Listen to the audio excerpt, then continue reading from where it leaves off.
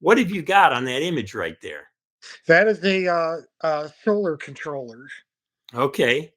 That's a solar control. In fact, I bought that controller, and that controller is going to be the topic of a soon coming article. Um, that is the cheapest controller I could find on Amazon. It was $4. Wow. $4, yeah.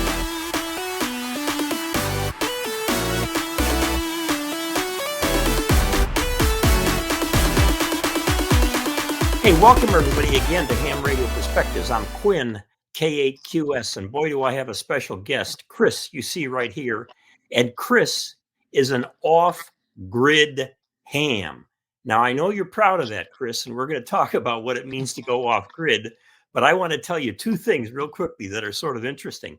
One is I have a brother who's 9 years older than me, and I ain't young, and he lives in Northern California, and he's been off-grid for 55 years. Wow. Yeah, he was one of the early users of solar panels and all in his area up in the mountains of He California. 55 years ago, he would have paid big bucks for those solar panels. Oh, did he?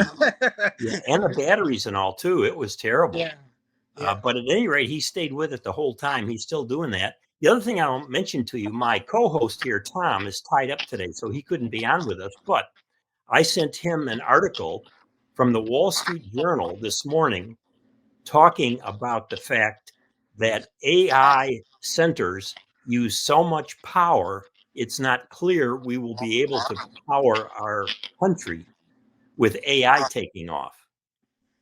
Okay. And That's true. that There, makes you I mean, wonder, it's already stretching with all these data centers they're building. right? They drink a lot of juice, They sure so do. and that's a problem. Yeah. And they talked about how much these things use, even with short things like creating a 6-second video and stuff. And it was amazing. So, at any rate, Chris, you're the guy. You've been doing this for a while. And let me show people a little bit here from this is from your website. And the website is offgridham.com without the spaces. This is just a logo on the top. Here's one of the articles from May 25 that is from your site. And we'll talk about this and some other articles. But I just wanted to start out by telling people what your website is, because that's how to contact you. There's a contact thing in there and you fill in the form, and Chris was very nice in getting back to me right away when I said, "Hey, we want to do this video on going off grid," because I think even for people who don't want to go off grid full time, like my brother is, it's important because all of us with power breakdowns and all are going to have to go off grid somewhat. And ham radio is such a great hobby for it, right? Yes, it is. Yeah. My website is not a prepper survivalist website, but I'm well aware that that demographic is a big part of the readership. And anyone who's into off grid radio, even if that's not their direct intention, is somewhat prepared on some level that, that a regular old ham is not. In fact, I would say your website is great for those who are interested in portable operation, period. Yeah, because that's what most people are able to do. A lot of hams, they can't put a bunch of solar panels on their house. Maybe they live in a condo, they have homeowner Yeah. associations, etc. I normally run my entire home station off of solar. I'm not whole My whole house is not off grid. My ham radio station was until last fall. I had to take the solar panels down to put a new roof on my house. Yeah. And I'm not real excited about going on my brand new roof and nailing solar panels back down. And but I'm right now, now that the weather's nice, I kind of let it go over the winter. Um, but now that the weather's nice, I'm going to try to work something out to turn my solar back up without having to put the panels on the roof.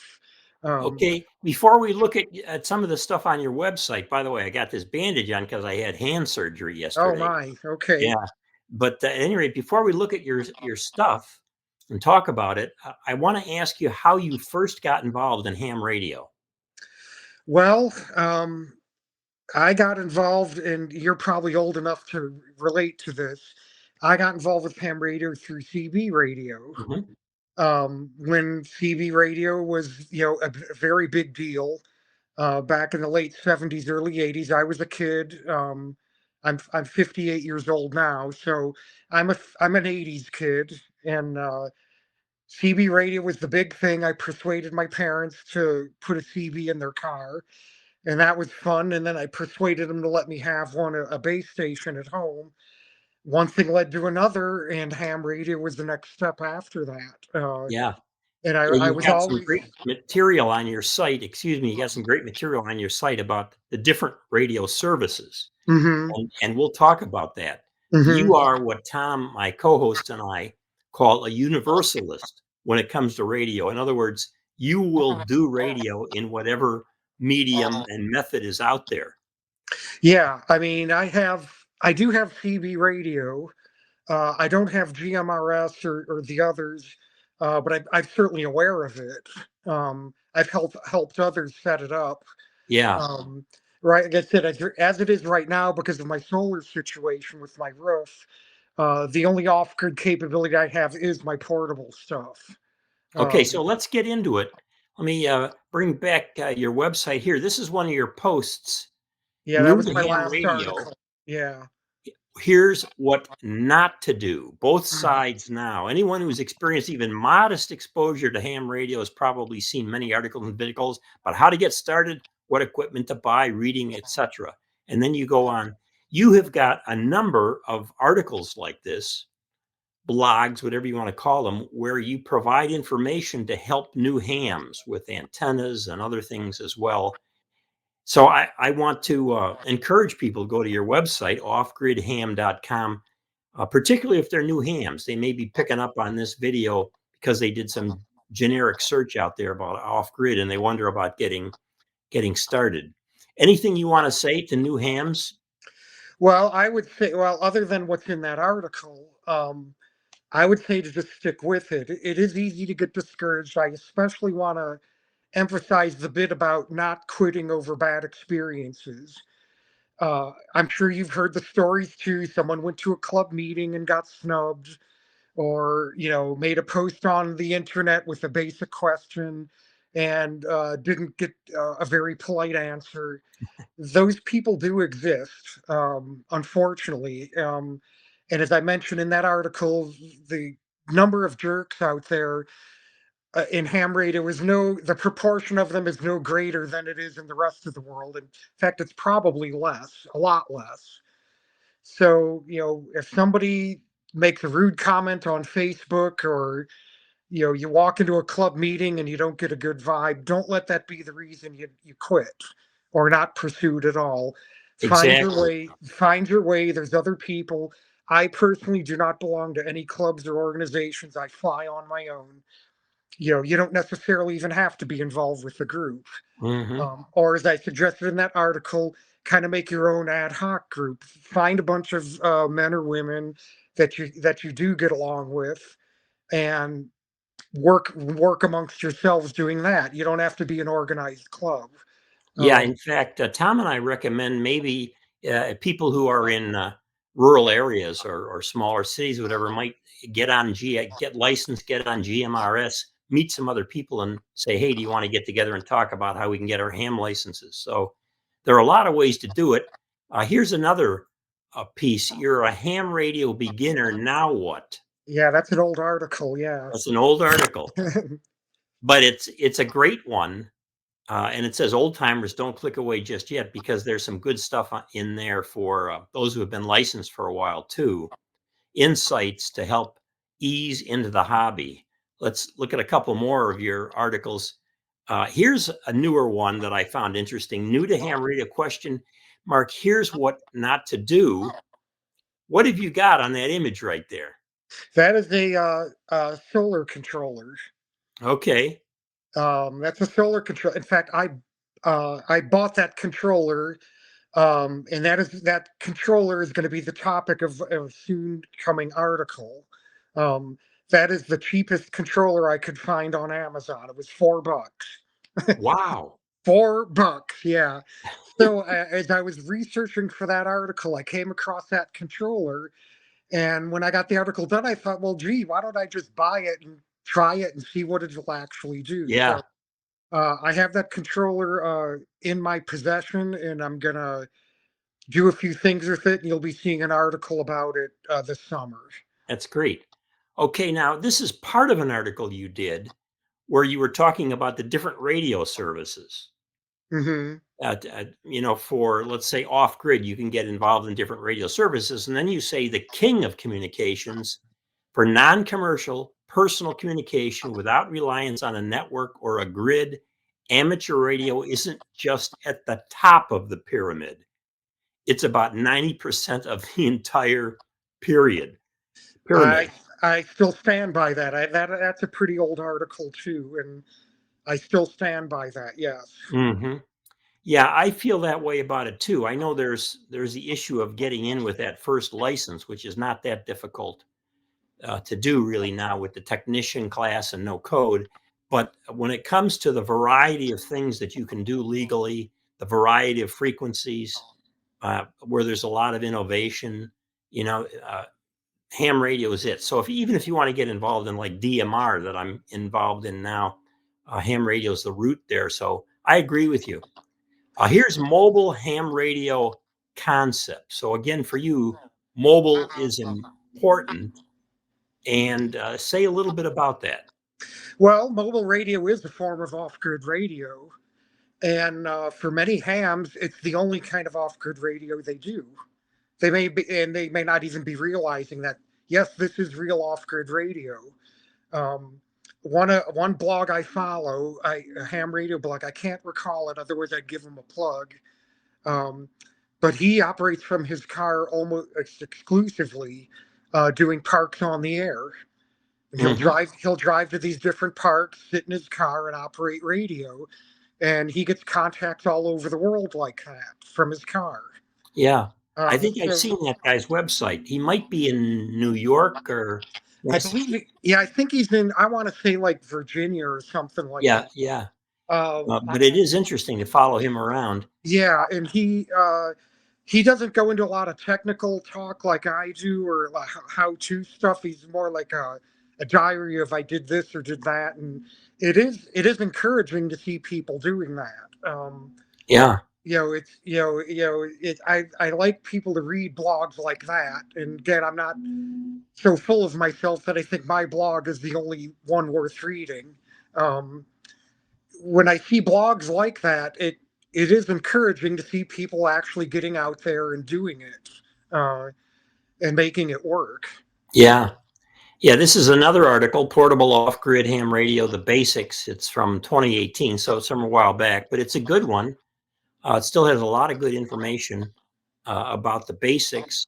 And since I've got this one up here right now, let me just ask you, Chris, if someone wanted to get more into portable and or off grid, since portable is a part of off grid right now, watching this, what would be the first thing that you would recommend they do?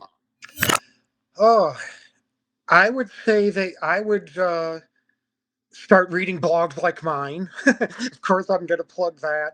YouTube, first familiarize yourself with what ham radio actually is and what you can do with it. A lot of people think, oh, it's just a bunch of old guys, talking back and forth. But there's, a lot more to it. It's very wide and deep. Uh, some people are into data. Some people are into, bouncing off the moon, satellites, MCOM, community service kind of work. And of course, not everybody is going to be interested in everything. So I would tell someone just what, literally knocking on the door of ham radio. I would tell them get on YouTube, get on blogs like mine, and just get an idea of what's really out there, because it isn't just a bunch of old guys tippy tapping dots and dashes, or Yeah. talking back and forth about their health problems, or any of the stereotypes you often hear about ham radio. Yeah, you're right. It's so far beyond that. I like what you said about wider and deeper. Hmm. It's great. And then you have some things like this, the winter ham radio operating opportunities. Now, again, you're talking about doing this portable. And so what were you thinking about with this article? Well, again, that's an older article. The general thing I try to promote is to get out there and actually do it. If you're into, like, prepping, survival, and again, I know not all my readers are, but a good chunk of them are. If a disaster hits, it's not always going to be in nice weather. You better get Mhm. yourself used to it. You know, get out there and find out what it's really like. Find out where your weaknesses are, and address them while you're still able to. Now, a lot of readers, they're not into the prepping survival thing, so maybe that isn't such a big deal to them. They're not going to do it on a bad day. They do parks on the air or whatever it is they're into, and I'm not knocking that. That's fine. Um, but if any, I would say anyone who has any kind of inclination that ham radio would be useful in an emergency should get out there and actually use it in conditions they might expect to encounter in their area. Mhm. I live in a Great Lakes state. We get some pretty rough winters here. And then today it's in the 90s. Yeah. If you live in New Mexico or something, you're not going to care about operating in the cold. Um, Now, I wanted to put down here on this last slide what's on your website so that people can also know that you have a newsletter and you're really into security. I know this from communicating with you. mhm. Anonymity, security, and so on, which in the digital age is good. And so you've got this email subscription that people can sign up for and receive notifications of new posts by mail. You don't even have to do it through your web browser. And I know that you would do this in a way that's anonymous as well. The website is offgridham.com. I put that in red on the left there. How often are you posting and or sending out an email from the subscription? Well, I should clarify, the email subscriptions are not a separate newsletter, separate from my website. Right, The subscription you have on your screen there is you would get notified whenever I put up a new article on Off Grid Ham. right. And that's probably the best way to keep up with it. You can do it through WordPress too. But the vast majority of my subscribers are through email. And as it says there, I won't spam you. I won't, tell anyone. Uh, I just want to get it out there. And I do put up a new article every month, sometimes more than once a month, but typically once a month. A new article goes up. Occasionally, if something else comes up, um, something newsworthy, I want to get out there, because if you read my website, not everything on there is strictly off grid ham related. Um, I had an article, I'm thinking maybe a year and a half ago, um, regarding shortwave broadcasting, um, which is not directly relevant to off grid radio, but I think it's important enough to put some of that stuff out there. Yeah, absolutely. So again, it's offgridham.com, and you can go there and then you can also contact Chris there if you would like. He is one of the pioneers online in doing the off-grid and portable stuff for hams. And it's a great website. Tom and I are both impressed with it, and we wanted to give you some Thank you. Thank you. publicity. And I can also say, as a retired college professor, that you write well.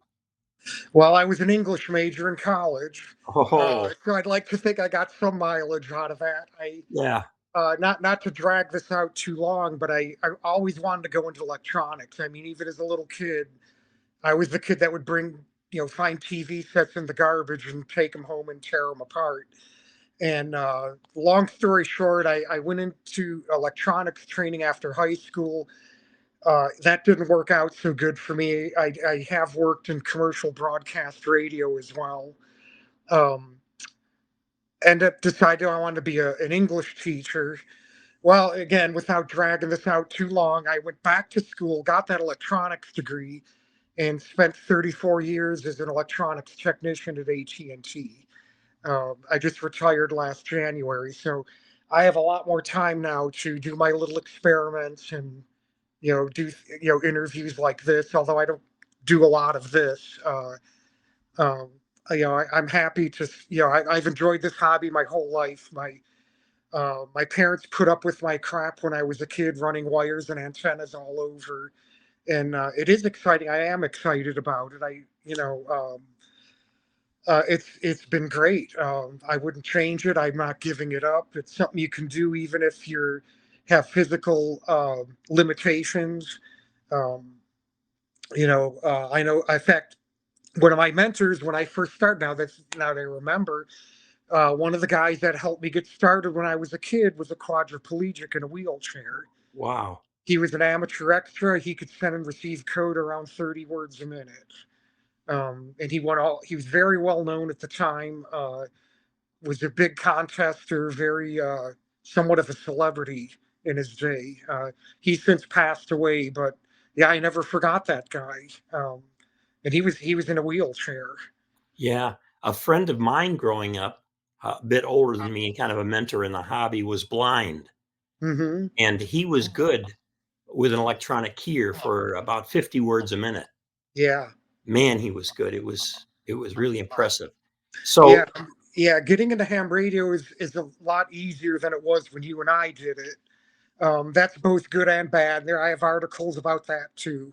yeah, Um, but there's little kids that are getting licensed now. It's not that hard. In fact, I had a conversation with someone just this morning, who wants to get in ham radio, and I said, well, the tech license is the entry level license, and it's not really that hard. You can get it in a weekend of study or so. You don't have to necessarily take a class. I know they offer them, but and he says, "Oh, I don't have time. I don't have time."